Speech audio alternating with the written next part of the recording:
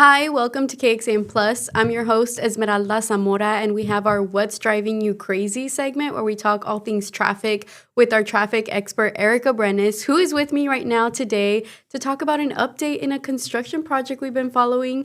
How's it going? For many years. Yeah, it's going good. Settling into the new year, just trucking right along, talking traffic. Obviously, the big topic of conversation right now is this weather that's moving in this weekend. Today, we're doing this on Wednesday, January 21st, right ahead of this big winter storm. So we'll see how this weekend shakes out. But yeah, I got to do a story last week about, yes, you said a massive construction project. And we're talking about the Austin Light Rail project. Yes. And that has been awaited by everyone for quite a long time. And it seems years, like yeah. there's a final milestone that they're reaching. So this is a milestone. It is not necessarily the final milestone. There's still two more hurdles to get through.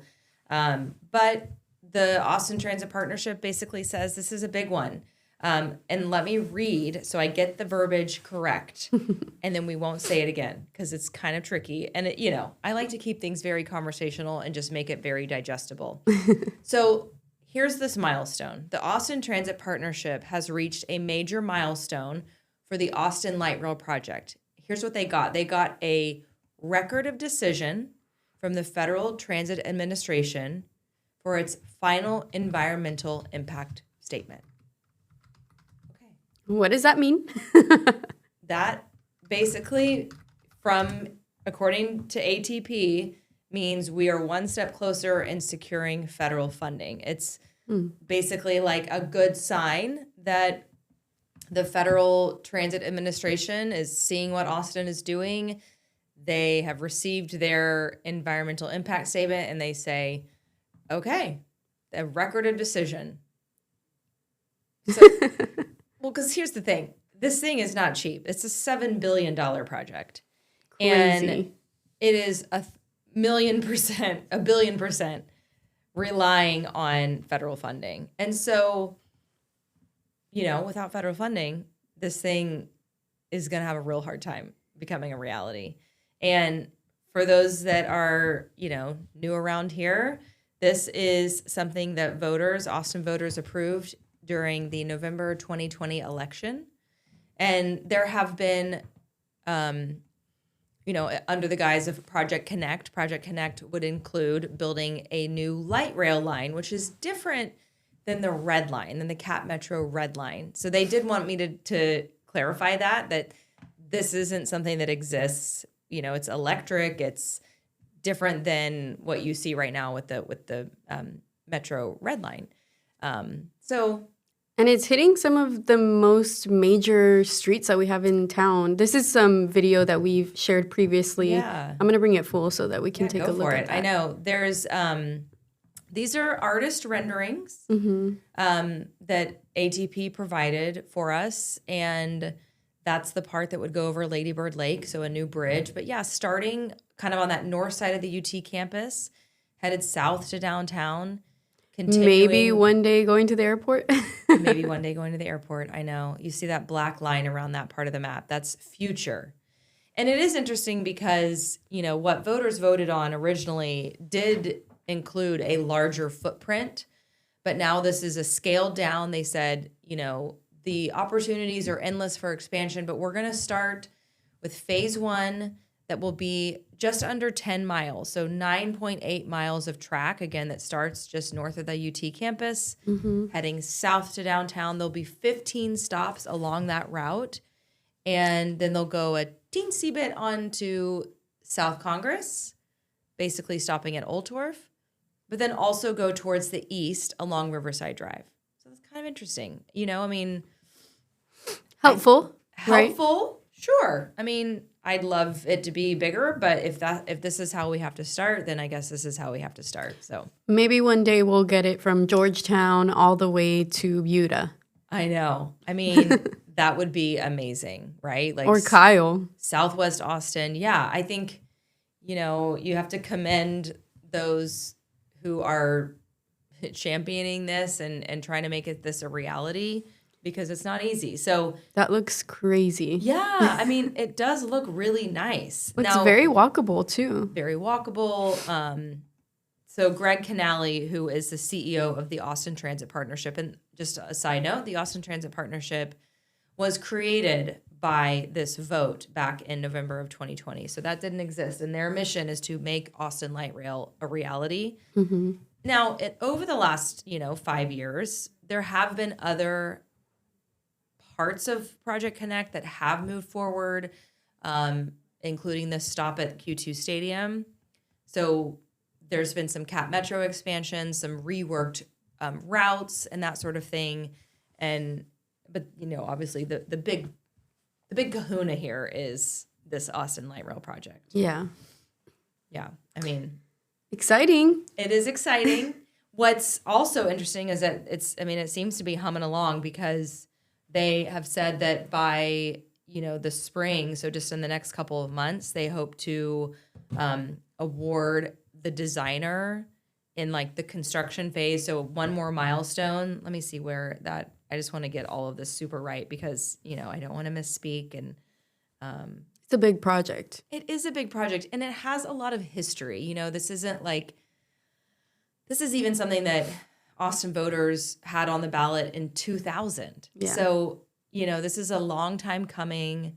It did pass. There's been a lot of years, to make it happen. But I cannot believe how long it's taking to make this happen. But I know. As we see the renderings, it's a massive project. Do you think that this project is going to affect traffic in any way, negatively or positively? I think, when it's done positively, mm-hmm. you would expect. I always think back to Barton Springs Road. Okay, so right there in front of Zilker Park and like Chewy's, and there's a juice land and like the old Shady Grove in that area. So basically between Lamar and Zilker Park. Mm-hmm. And that used to be 2 lanes in both directions. And now it's only 1 lane, so that they could accommodate more for pedestrians and cyclists.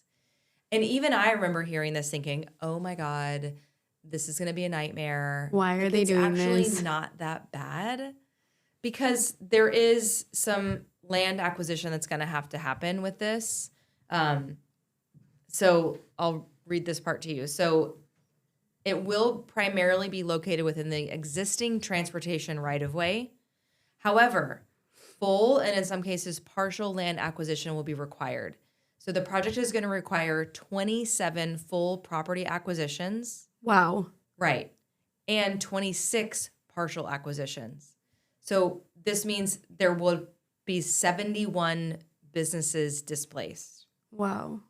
There's also going to be... just businesses, nothing residential? Correct. It will not impact residents.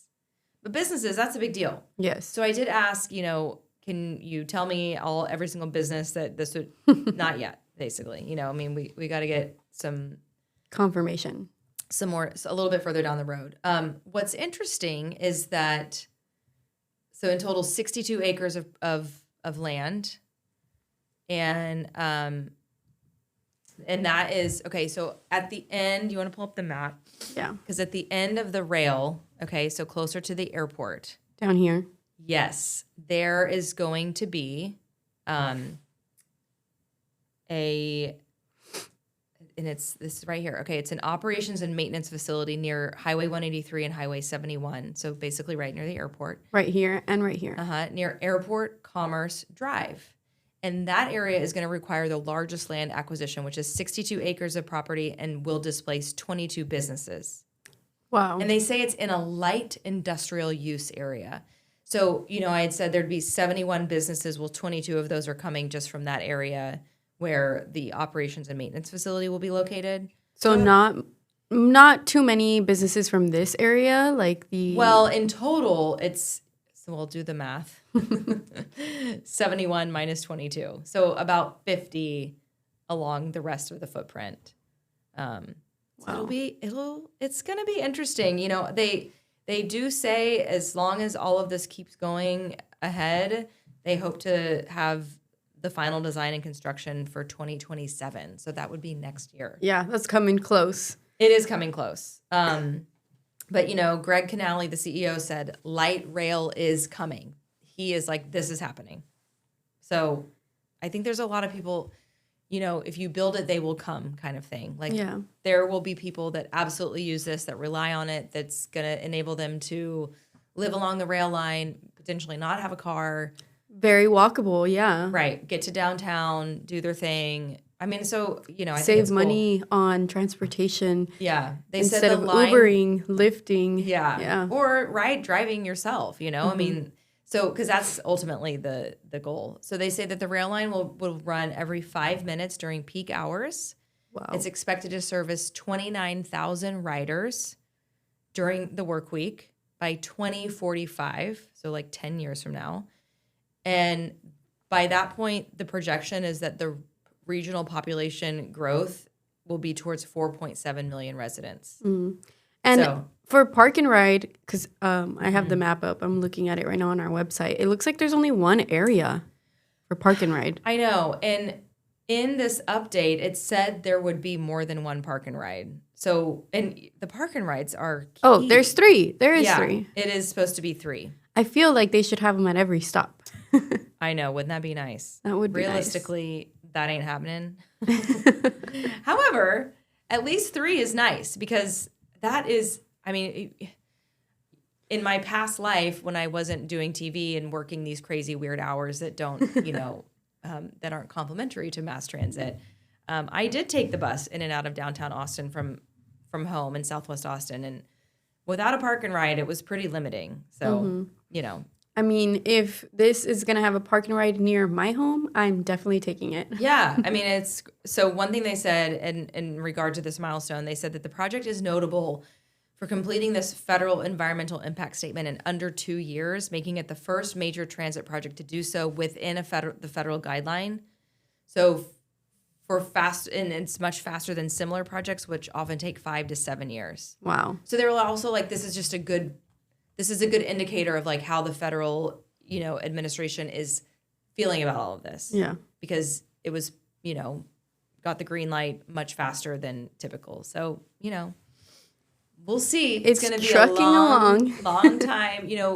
When you look at like I-35 and when you look at the light rail, it's like those are 2 really big projects that we're looking at for the foreseeable future. And so, it's hard to think about like all the life we will all live between now and when this thing would open.